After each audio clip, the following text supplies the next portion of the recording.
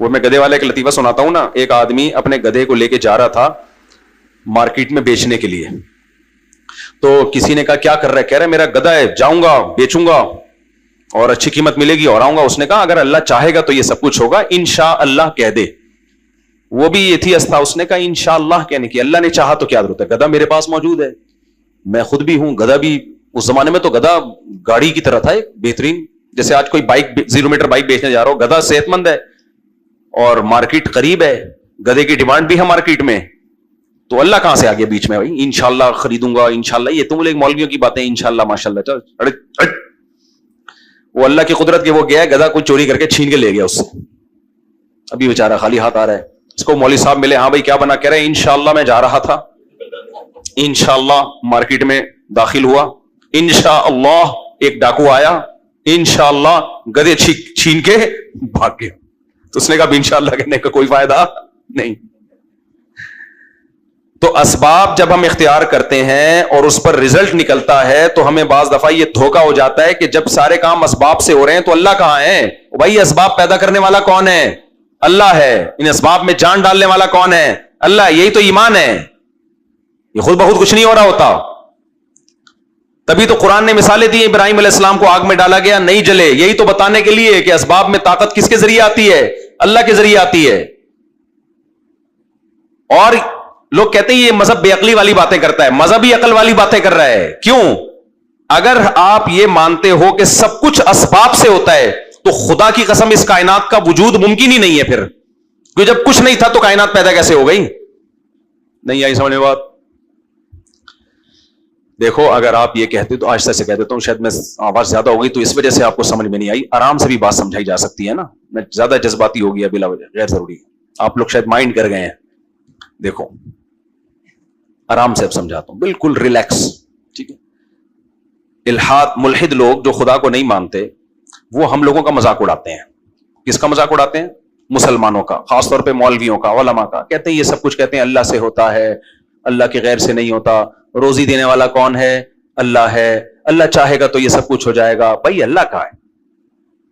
کہتے ہیں جو جس کام کا سبب اختیار کرو وہ کام. دیکھو چولہے میں آگ لگاؤ, چائے اوپر رکھو, چائے گرم ہو جائے گی. اللہ چاہے تو بھی گرم ہوگی, نہیں چاہے تو بھی, یہ ملحد لوگ کہتے ہیں, تو بھی گرم ہوگی.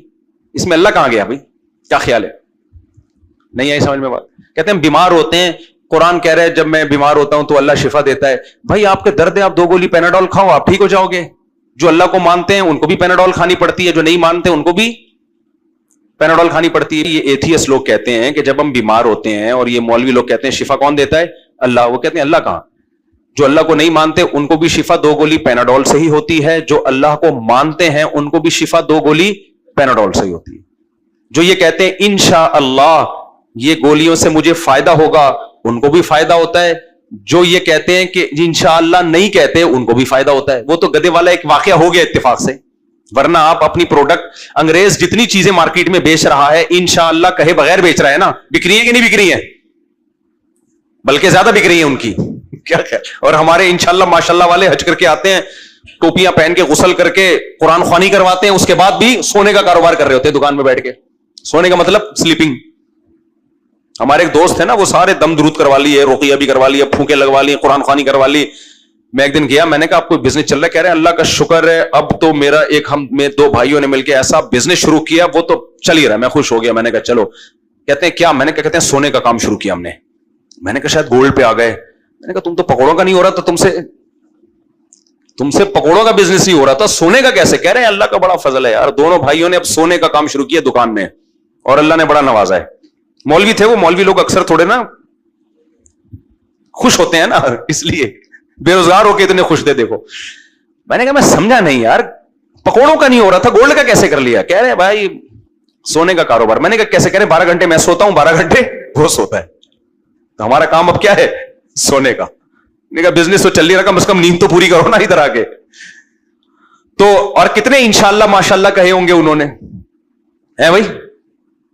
قرآن خوانی بھی کروا لی ہوگی, انشاءاللہ ماشاءاللہ بھی بزرگوں سے دعائیں بھی کروا لی, اور گورا نہ انشاءاللہ نہ ماشاءاللہ, دے دن نوٹ چھاپے جا رہا ہے.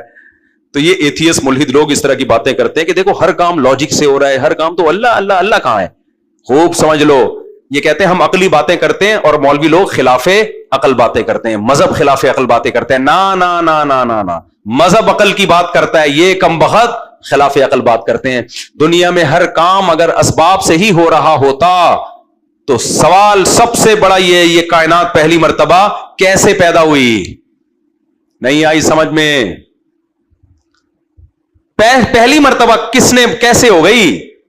اسباب یہ کہتے ہیں جتنے بھی سائنسدان ہیں نا جنہوں نے لاز بنائے ہیں فزکس کے, بنائے تو نہیں یعنی ایکسپلین کیے ہیں, وہ سارے کے سارے کہتے ہیں کہ وہ جو اس کا مشہور وہ یار لا ہے اس کا آئنسٹائن کا, E is equal to mc square ہے نا, E is equal to mc square, یہ ہے کائنات کی بیس. تو اس میں ادھر E ہے ادھر mc اسکوائر ہے. کیا خیال ہے اگر یہاں سے E ہٹا دو, انرجی ہٹا دو, تو mc اسکوائر کی کوئی حیثیت رہ جائے گی؟ وہ کہاں سے آئے گا؟ ادھر سے انرجی ہٹا دو, mc square is equal to 0 ہو جائے گا نا. نہیں آئی سمجھ میں بات؟ دوبارہ سے دیکھو, انرجی کنورٹ ہوتی ہے, اس نے ایکویشن ایکسپلین کی اور تجربوں سے یہ ثابت ہو چکی ہے کہ ایسا ہی ہوتا ہے. E is equal to mc square. تو اب انرجی اگر نہیں ہے تو mc square is equal to 0 ہو جائے گا کہ نہیں ہو جائے گا؟ فنا ہو جائے گا وہ. اور اگر ادھر mc اسکوائر نہیں ہے, E ہے, تو E از اکول ٹو 0 ہو جائے گا کہ نہیں ہو جائے گا؟ تو یہ دونوں چیزیں میں سے ایک پہلے ہونا ضروری ہے, یا تو E ہو یا mc اسکوائر ہو. پہلی دفعہ انرجی کس نے پیدا کی جس سے ماس وجود میں آیا؟ یہ پہلی مرتبہ مادہ کس نے پیدا کیا جس سے انرجی وجود میں آئی؟ ایک دفعہ ایک چیز وجود میں آئے گی پھر وہ فزکس کے ایکویشن میں جکڑی جائے گی. وہ اس سے جب تک کچھ ہے ہی نہیں تو جکڑیں گے کیسے اس کو ہم؟ نہیں آئی بات سمجھ میں؟ تو فزکس کا کوئی لا اپلائی ہو ہی نہیں سکتا جب تک خدا کو یہ نہ مانا جائے کوئی ایسی طاقت ہے جو کچھ کرنے میں کسی سبب کی محتاج نہیں ہے. نہیں آئی بات سمجھ میں؟ کوئی ایسی طاقت ہے جس نے یا تو انرجی کو پہلے پیدا کر دیا پھر mc اسکوائر میں اس کو کنورٹ کر دیا. یہ mc اسکوائر کو پیدا کر کے انرجی, یہ سائنسدان بتائیں گے, میرا یہ ٹاپک نہیں ہے. لیکن کوئی ایسی طاقت ہے جس نے کلمہ کن کی طاقت سے یا تو E کو پیدا کیا یا ماس کو پیدا کیا.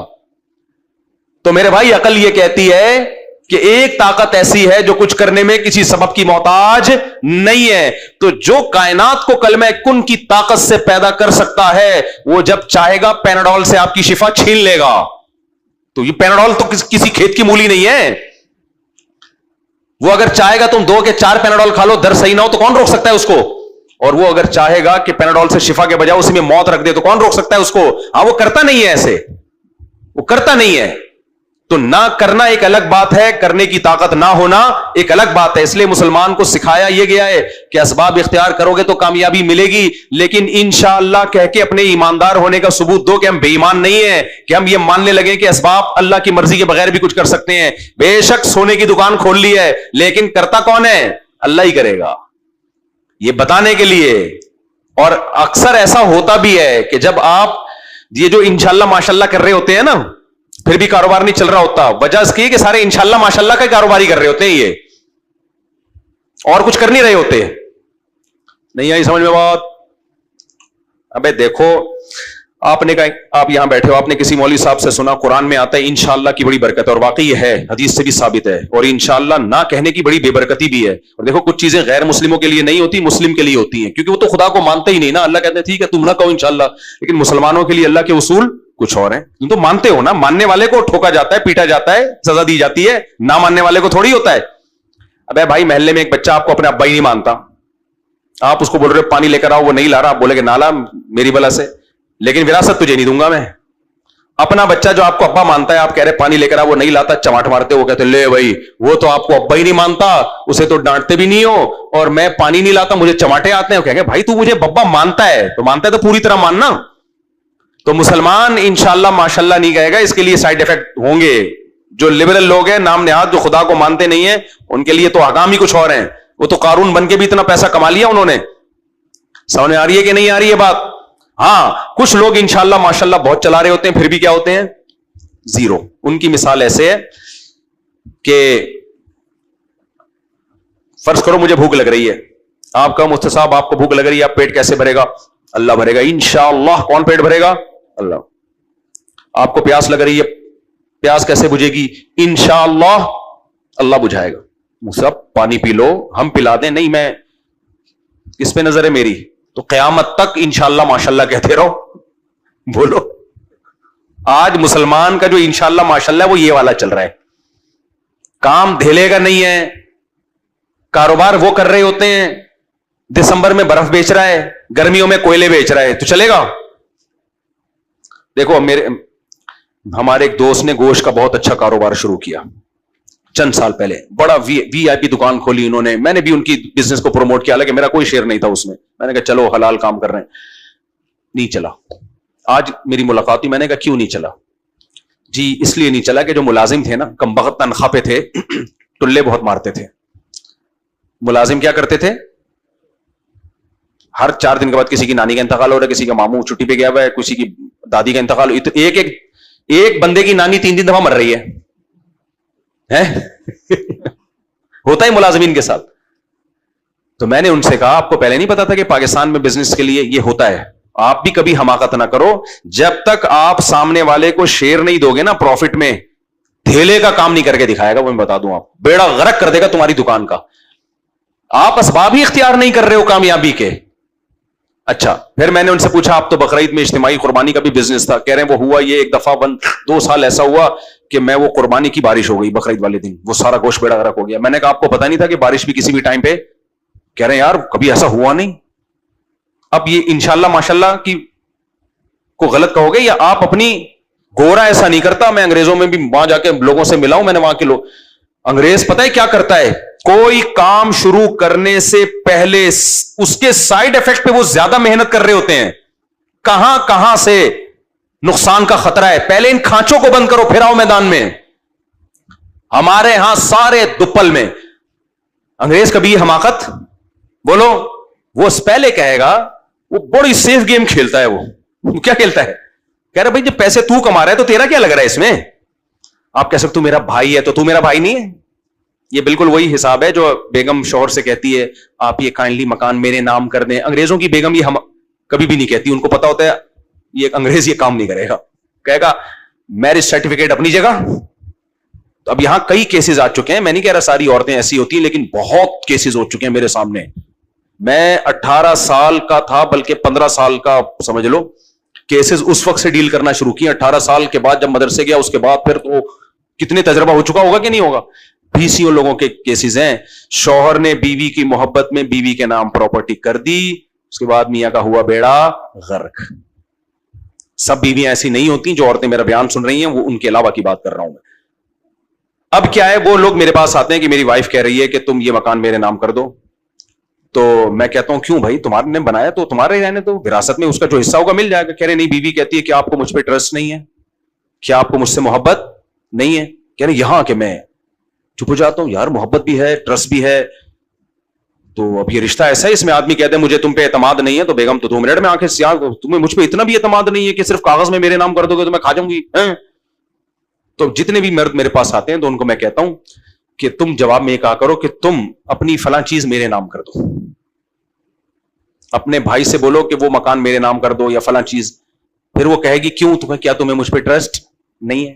اپنے سالے سے اپنے بھائی سے بولو بحریہ ٹاؤن کے 2 پلاٹ صرف 1 مہینے کے لیے میرے نام کر دو.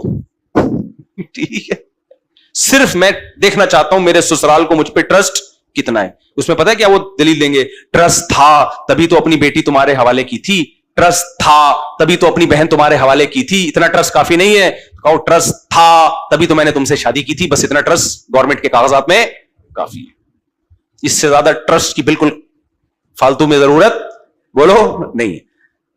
تو پھر میں دائیں میں بہت چلا گیا یار, آج بیان بہت کلابازیاں کھا رہا ہے آج.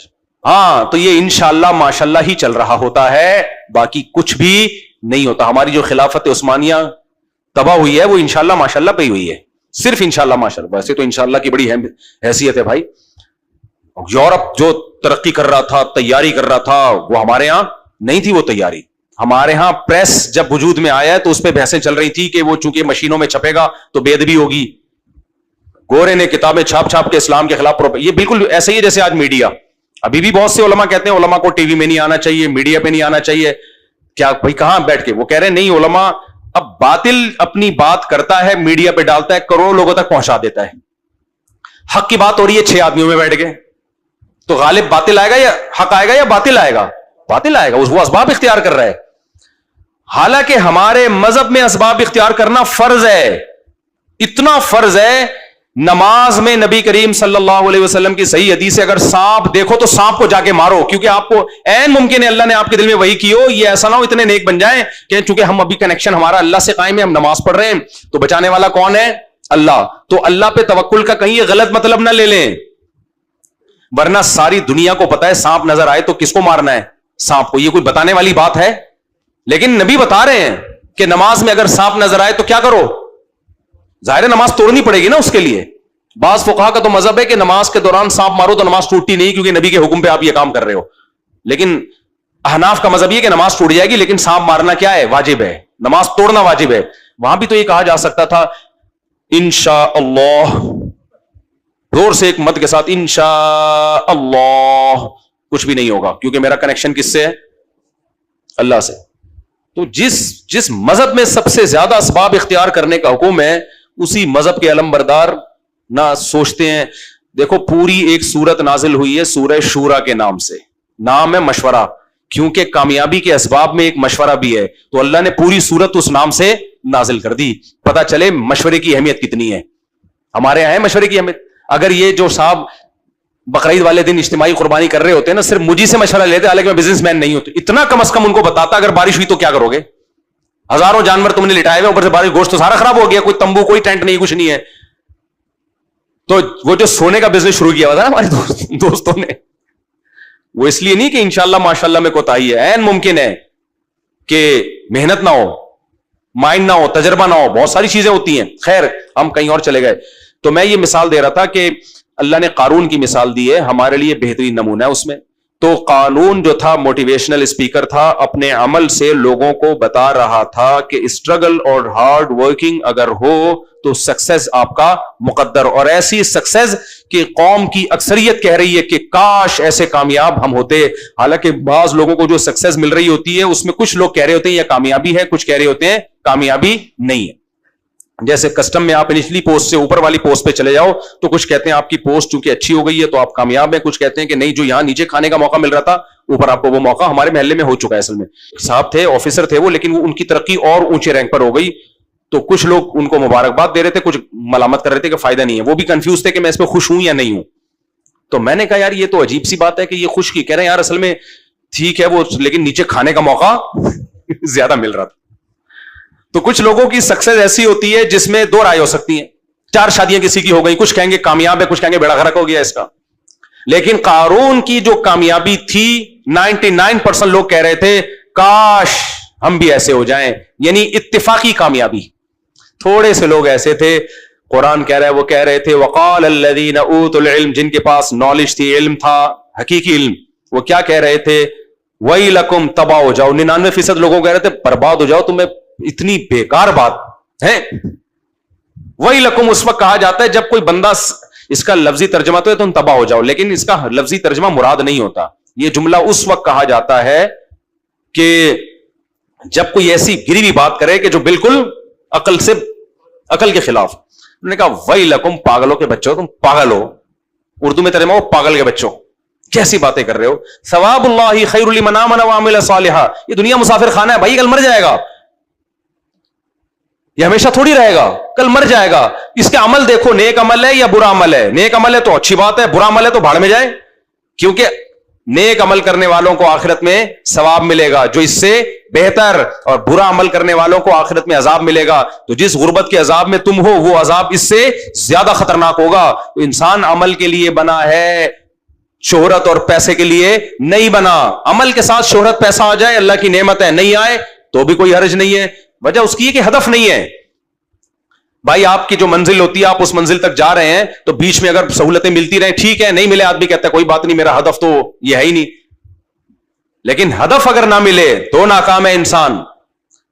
تو اللہ نے تمام حاسدین کے لیے ایک زبردست بات بتا دی، اور بتا دیا کہ جب تمہیں جیلس ہونا کسی کو دیکھ کے تو فوراً بولا کرو، اپنے آپ کو گالی دیا کرو ویلکم. اپنے آپ کو بولے تو تباہ ہو جا. ثواب اللہ خیر لمن آمن وعمل صالحا. بھائی عمل اگر اچھا ہے اور نیک اعمال اور برائیوں سے بچنے کی توفیق مل رہی ہے, پھر تو یہ مجھ سے آگے نکل گیا. نہیں مل رہی, بھاڑ میں جائے, اس نے بھی مرنا ہے اور میں نے بھی مرنا ہے. مر گئے سب, کہانی کیا ہو گئی. ہم سے پہلے تو بڑے بڑے مقابلے ہوئے لوگوں, مقابلے حسن میں بھی عورتیں جیتی ہیں نا, مقابلے حسن میں عورتیں جیتتی ہیں, تو جیتنے کے بعد کیا ہر سال جیتتی ہیں؟ 20 سال کے بعد اس کو لے آؤ کہ آپ 20 سال پہلے انٹی آپ مقابلہ حسن جیتی تھی, کائنڈلی 20 سال ہو گئے دوبارہ آئے, وہ کہیں میں نانی ہوں, میری نواسی کو تو لے جاؤ, میں اب اس قابل نہیں ہوں, مجھ پہ استری کر کے بھی میری سلوٹیں ختم نہیں کی جا سکتی. چہرے پہ اتنی سلوٹیں آ گئی ہیں اور اتنے نشانات آ گئے ہیں اور ایسا ڈینٹنگ پینٹنگ کا کام کر کے بھی اب وہ نکھار پیدا نہیں ہو رہا. تو میرے بھائی, اور یہ زیادہ ٹائم نہیں لگتا, 10 15 20 30 سال. کیا خیال ہے آپ کا؟ کیا خیال ہے میں 20 سال کے بعد بیٹھ کے یہ ٹھش پش بیان کر رہا ہوں گا, یہاں میں آ رہا ہوں گا, اگر زندہ رہا بے ساکی سے آؤں گا, آئے ہوئے نکل رہا ہوگا, موٹا سا چشمہ لگایا ہوا ہوگا, آپ لوگ کو دیکھ رہا ہوں گا. کیا خیال ہے؟ تو یہ تو دنیا کی حیثیت ہے یار, 2 ٹکے کی حیثیت نہیں ہے. اس میں کسی سے جیلس ہونا اور حسد کرنا, وہ کہاں نکل گیا؟ کہیں بھی نہیں گیا, محمد شاہ کے قبرستان میں آ رہا ہے وہ 10 20 15 20 سال. اور اس سے پہلے بڑھاپے کو اگر دیکھ لو تو وہ تو اور جلدی آنے والا ہے. تو حسد تو بیوقوف لوگ کرتے ہیں. شیطان نے حسد کیا آدم علیہ السلام سے, آدم علیہ السلام کو تو کوئی نقصان نہیں ہوا, اپنا بیڑا غرق کر دیا ہمیشہ کے لیے. آدم علیہ السلام کا کیا نقصان کیا؟ اپنا بیڑا. آدم علیہ السلام کو تو اس نے غلطی کروا کے جنت سے نکلوایا, وہ بھی اللہ نے توبہ کروا کے معاف کروا دی, ٹھیک ہے نا, اللہ نے کہا توبہ کر لو معاف کر دوں گا میں. تو آدم علیہ السلام کا کچھ نہیں بگاڑ سکا وہ. تو اس لیے میرے بھائی ہمارے پاس تو ایک دلیل ہے.